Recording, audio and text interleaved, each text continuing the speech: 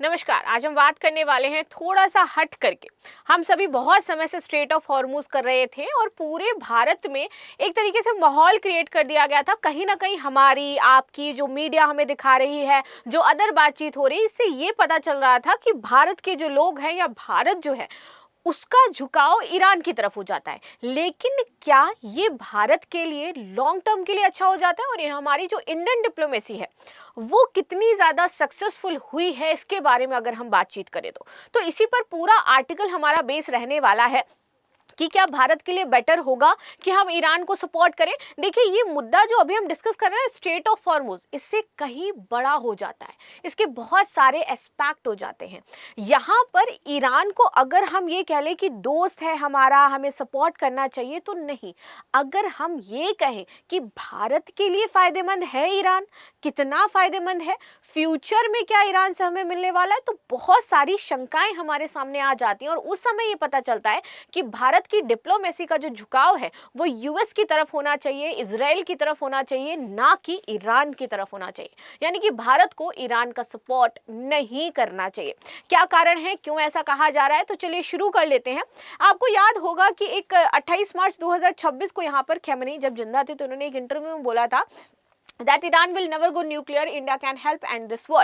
इन्होंने दिखाया था कि जो इंडिया है वो इस वॉर को एंड कर सकता है, क्योंकि इंडिया हमारा दोस्त भी हो जाता है, जो अदर नेशन है उनका भी दोस्त हो जाता है। चलो, ये कॉमन फैक्टर हो गया। बट क्या इंडिया को वाकई ये करना चाहिए?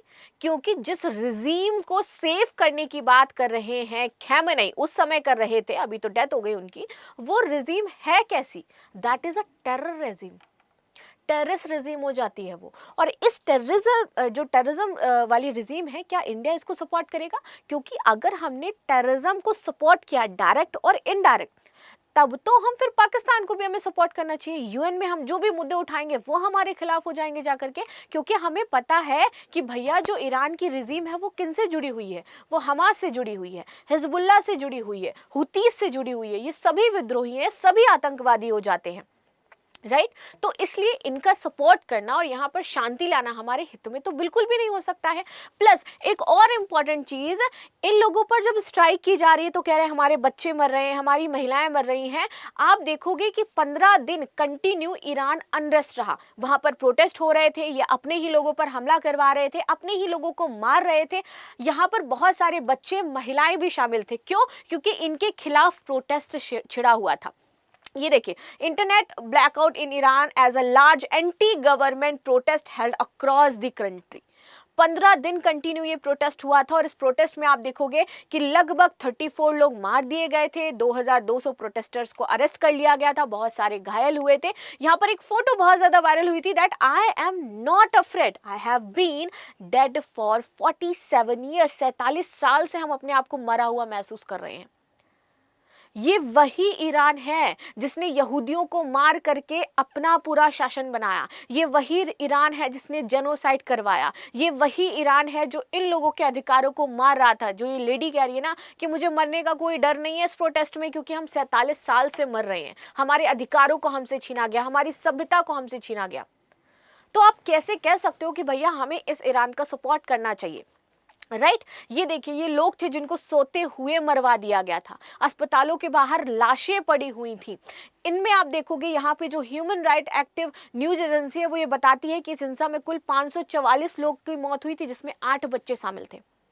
अब ये बच्चे नहीं है, जब यूएस या इजराइल हमला करता है, हम इस हमले का सपोर्ट नहीं कर रहे हैं, हम ये नहीं कह रहे हैं कि ये हमले अच्छे हैं या होने चाहिए या मारना चाहिए, नहीं। लेकिन एक हिपोक्रेसी जो है उसको मैं बताना चाहती हूँ कि जब आप खुद अपने यहाँ के बच्चों को मारते हो तब ये बच्चे नहीं होते, लेकिन जब दूसरे देश हमला करते हैं तो आप कहते हो प्लेन में ले जाकर के शांति वार्ता में कि भैया हमारे यहाँ के बच्चों को मार दिया गया। तब क्या वो बच्चे नहीं थे? उनको आपने कैसे देखा? एंटी नेशनल देखा और उनको आपने मारना जस्टिफाई समझा ना। 10,681 लोगों की हिरासत में आपने ले लिया था। ये है यहाँ की राजधानी तेहरान के बाहर लाशें पड़ी हुई थी। रिश्तेदार जो हैं वो अपने जो रिलेटिव्स हैं या अपने जो लोग हैं उनको ढूंढ रहे थे। आप एक टाइमलाइन देख लीजिए, जब से ये प्रोटेस्ट शुरू हुआ 12-29-2025 की अगर मैं बात करूं तो 2025 दिसंबर से प्रोटेस्ट शुरू होता है और उसके बाद कंटिन्यू देखिए इस प्रोटेस्ट में क्या क्या हुआ, कितने सारे लोगों की जानें गई है, कितने सारे लोग मरे। 1/6/2026 तक ये सिलसिला जारी रहा, दमनकारी नीति इनकी जारी रही, अपने लोगों को ये मारते रहे। अब यहाँ पर बात होती है इंडियन डिप्लोमेसी की। 2026 में जो भारतीय डिप्लोमेसी है उसकी 21वीं जो सेंचुरी है ना, वो कही जा रही है भारतीय सेंचुरी है। भारत हर जगह आपको केंद्र में दिखाई देगा। लेकिन क्वेश्चन ये हो जाता है कि अगर हमने इस 21वीं सेंचुरी में, जो कि भारत की सेंचुरी कही जा रही है, अगर हमारा डिप्लोमेसी बेटर नहीं हुआ तो बहुत सारी चीजें इंडिया के हाथ से छूट भी सकती हैं, राइट। सरकार किसी की भी हो, सरकार कांग्रेस की आए तो भी 21वीं सदी भारत की है, सरकार बीजेपी की आए तो भी 21वीं सदी भारत की हो जाती है। लेकिन सबसे बड़ा क्वेश्चन हो जाता है इंडियन डिप्लोमेसी का कि वो कैसी होनी चाहिए। देखो, India silent respond to the Iran war. लोग कह रहे थे कि जो भारत है वो साइलेंट है ईरान वॉर पर, उसको सामने आना चाहिए क्योंकि भारत का दोस्त हो जाता है, हमारा पोर्ट हो जाता है वहां पर, और हम अपने ही दोस्त समर्थन नहीं कर रहे हैं। सेम वैसी ही चीज बांग्लादेश के लिए भी कही जा रही थी। जब बांग्लादेश में प्रोटेस्ट हो रहा था, हमने शेख हसीना जी को शरण दी, हमने बोला कि हमने अपने दोस्त के साथ क्या रिश्ते खराब कर लिए, लेकिन फाइनली हमें आउटकम क्या मिला? साइलेंट रहने का। Silence, sometimes silence is speaks louder than words. कई बार ऐसा होता है कि जो हमारा साइलेंस है वो लाउडर होता है हमारे वर्ड से। हम शांत रहे उस समय, हमने धैर्य रखा, और उसके बाद सरकार बदली, बांग्लादेश में आए ना तारिक रहमान, अब उनका झुकाव भारत की तरफ दिखाई दे रहा है ना। This is called the silent diplomacy, this is called the actual diplomacy जिसके हम बात करते हैं। वहीं यहाँ पर भी चल रहा था कि भैया जो इंडिया है वो बोल नहीं रहा है, जबकि हमारी डिपेंडेंसी इतनी ज्यादा होती है, फिर भी हम नहीं बोल रहे हैं। इसी बीच शशि थरूर ने यहाँ पर लिखा था भाई that India silence on the West Asia war is not a moral surrender, it's not a moral surrender. ये हमारा एक रिस्पॉन्सिबल स्टेट क्राफ्ट हो जाता है। ये रिस्पॉन्सिबल बिहेवियर है जो एज अ डिप्लोमेसी कोई भी नेशन कर सकता है। ये बेटर बेस्ट डिप्लोमेसी है इंडिया जिस टाइम अपना रहा है। आप देखो, हर एक जहाज के निकलने पर प्रतिबंध है। उधर यूएस ने ब्लॉकेट करके बोला जो जहाज पैसे दे करके जाएंगे उनको हम नहीं जाने देंगे। ईरान ने बोला जो पैसा नहीं देगा हम नहीं जाने देंगे उसको। इंडिया इसके बावजूद अपने जहाजों को स्ट्रेट ऑफ हॉर्मुज से निकलवा पा रहा है क्योंकि हमारे पास कोई फीस नहीं है। This is the best diplomacy ना, इसकी हम बातचीत कर रहे हैं। अब देखिए, ईरान से in the touch with the India over the Hormuz pass, both of us have a common faith. ये सारी चीजें हमने समझी, लेकिन अब देखो द डिप्लोमेटिक में एक चीज आती है, why India is right to support the US and Israel in the Iran war. क्यों सही है, क्यों हम ये कह रहे हैं कि इंडिया को ईरान का सपोर्ट ना करके लॉन्ग टर्म के बारे में सोचना चाहिए? क्योंकि लॉन्ग टर्म में अगर हम देखें ईरान, तो प्रॉक्सी तो वो किसका हो जाता है? चाइना का ही हो जाता है ना। चाइना जो बैकएंड पे ब्लॉकिंग कर सकता है ईरान के साथ मिल करके, वो तो हमारे लिए और भी ज़्यादा प्रॉब्लमैटिक है।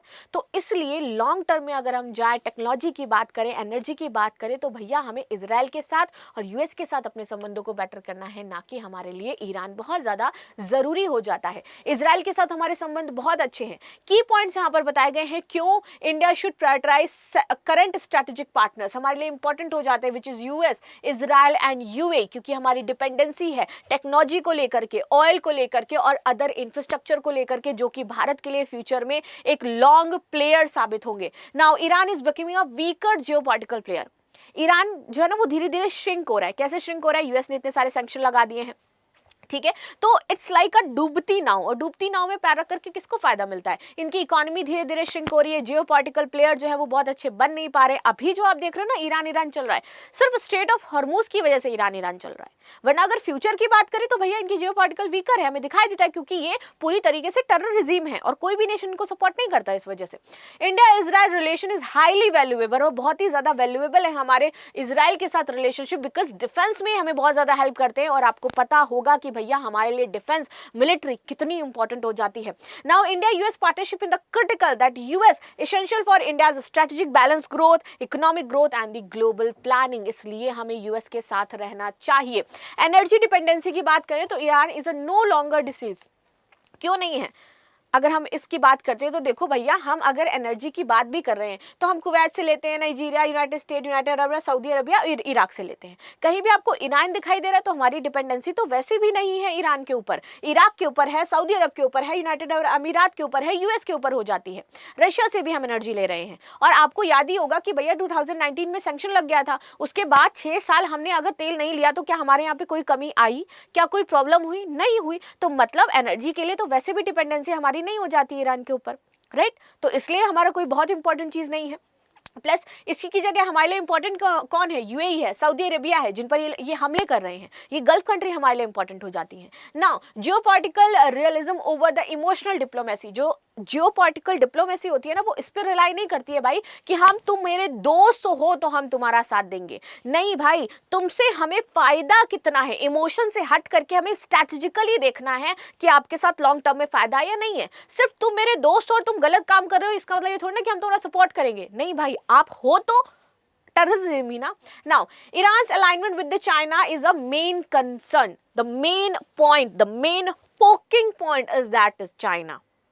चाइना के साथ आपके संबंध अच्छे हैं, फ्यूचर में मान लो प्लानिंग प्लॉटिंग चाइना करता है, आप तो ये जो आपको खेल करना है आप कर दोगे ना। इसलिए हम नहीं चाहते हैं कि चाइना न्यूक्लियर पावर किसी भी तरीके से बने। Now India's global ambition requires strong alliance, और हमें ना मजबूत लोग चाहिए अगर हमें अपना अलायंस बनाना है। अगर हमें चाइना को टैकल करना है तो हमें यूएस चाहिए, हमें क्वाड चाहिए, हम उससे बाहर नहीं आ सकते हैं और बैलेंस ऐसे ही बिठाएंगे हम। अगर एक तरफा हो जाएंगे तब तो दिक्कत हो जाएगी ना। इसलिए यूएस हमारे लिए जरूरी है, इसलिए हम साइलेंट होते हैं मोस्टली मुद्दों पर। This is the main point, ना कि ये कि इंडिया कमजोर हो जाता है, क्योंकि आप इसे कमजोरी से नापने लगते हो। जब हमने अभी चाइना की बात करी तो आप देखो, India merchandise trade with US की बात कर लें और वहीं हम चाइना की बात कर लें। यूएस में अगर हम देखेंगे तो India export to the US, आपको ये देखने को मिलेगा ये एक्सपोर्ट है, और इंपोर्ट देख लो ये इतना कम है, यानी कि फायदे में हम यहाँ पर। इधर देखें तो India export to the China कितना कम करते हैं और इंपोर्ट कितना ज्यादा करते हैं, यानी कि इधर हम सिर्फ पैसा दे रहे हो, इधर से हम डॉलर ले रहे हैं।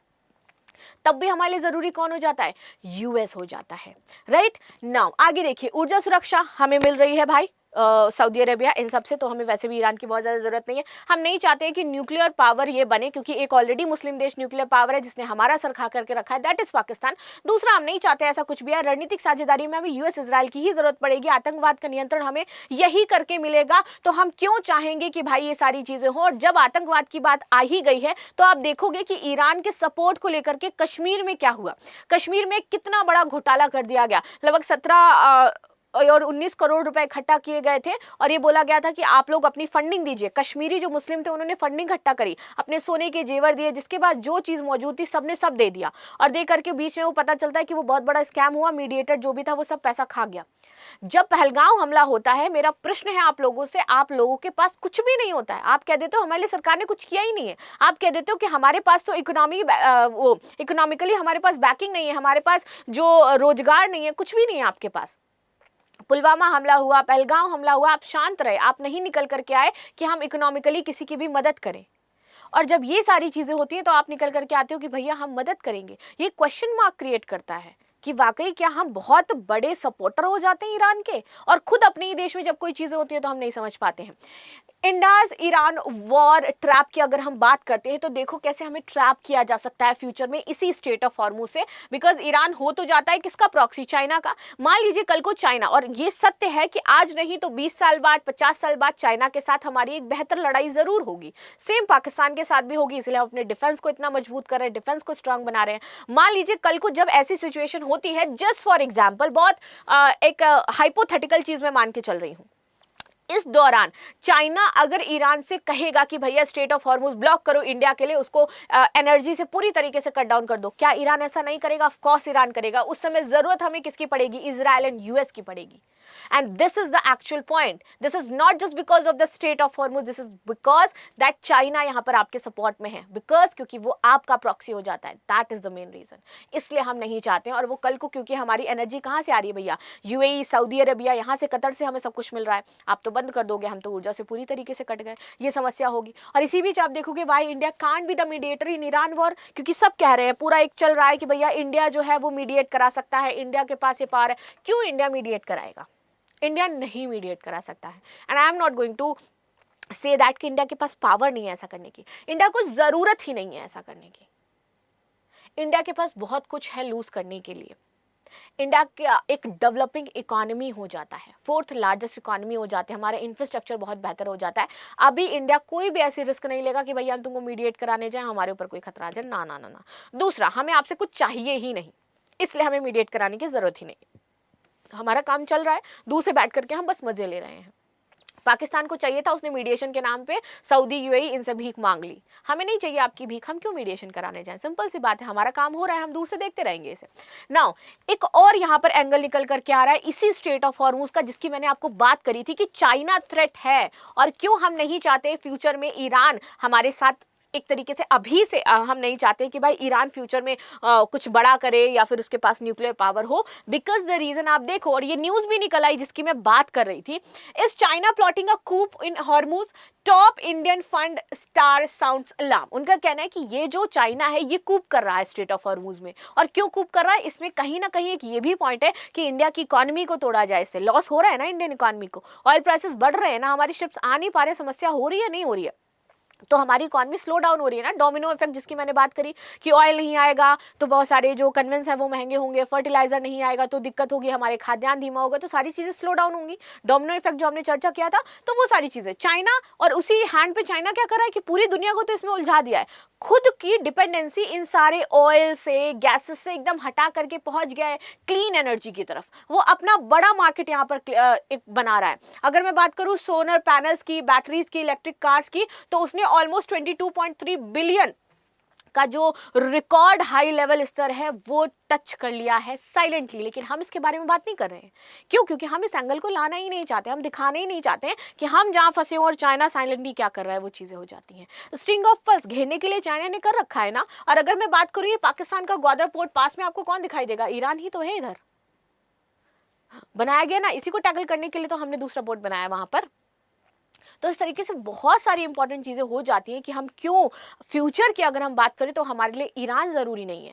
अगर हमें चाइना को टैकल करना है तो यूएस ज़रूरी है, अगर हमें चाइना को टैकल करना है तो हमारे लिए इजराइल भी ज़रूरी है, रशिया भी ज़रूरी है।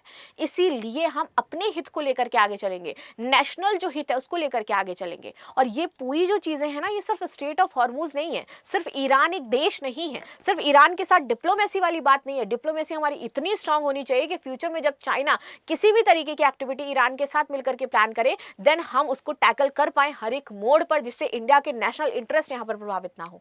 ये हमारे लिए जरूरी हो जाता है। तो अब आपकी क्या राय है कि भारत को सच में ईरान का सपोर्ट करना चाहिए? फ्यूचर में हम ईरान को एक लॉन्ग प्लेयर के रूप में देख पा रहे हैं, नहीं देख पा रहे हैं? हमारा क्या स्टैंड होना चाहिए? इंडियन डिप्लोमेसी क्या होना चाहिए? आप सभी मुझे जरूर कमेंट बॉक्स में बताइएगा, और आपका स्टैंड क्या हो जाता है, आप क्या सोच रहे हैं इस पूरे मुद्दे पर, ये भी मैं जानना चाहूंगी। सो मिलते हैं नेक्स्ट क्लास में, तब तक के लिए धन्यवाद। लाइक शेयर सब्सक्राइब करना बिल्कुल भी ना भूलें, and thank you so much for joining this session. और जरूर मुझे कमेंट बॉक्स में चीजें बताएं।